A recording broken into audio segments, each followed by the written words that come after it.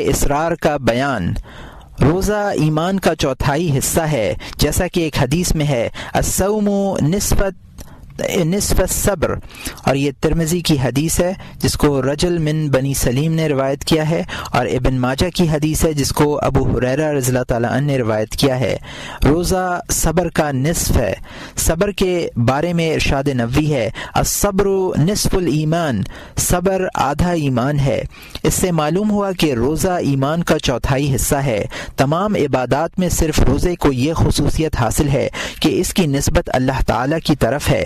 ایک حدیث قدسی میں ہے کل حسنۃ بعشر امثالها الا سبعمائة ضعفا الا الصيام فانه لي وانا اجزي به، اور یہ بخاری و مسلم کی حدیث ہے جس کو ابو ہریرہ رضی اللہ تعالیٰ عنہ نے روایت کیا ہے۔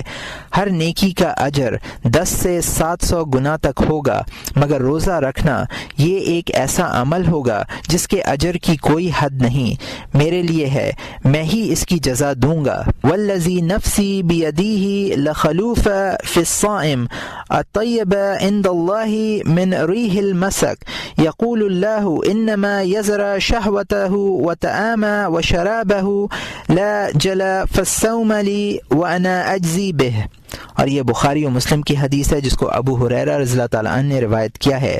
قسم ہے اس ذات کی جس کے قبضے میں میری جان ہے، روزے دار کے منہ کی خوشبو اللہ کے نزدیک مشک سے زیادہ اچھی ہے۔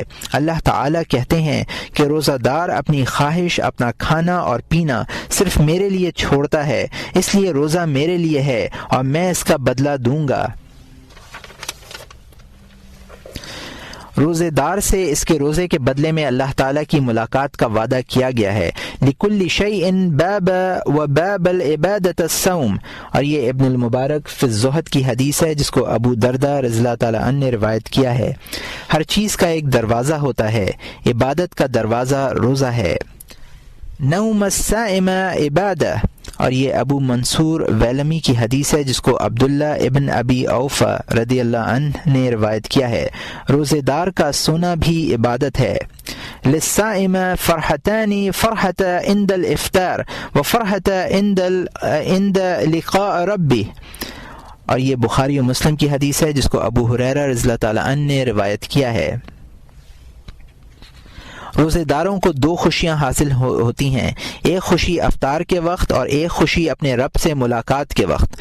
اذا دخل شہر رمضان فتحت ابواب الجنت وغلقت النار وصفدت الشیاطین ونادى منادی باغ الخیر حلم باغی الشر اقصر، اور یہ ترمذی اور ابن ماجہ اور حاکم کی حدیث ہے جس کو ابو ہریرہ رضی اللہ تعالیٰ عنہ نے روایت کیا ہے۔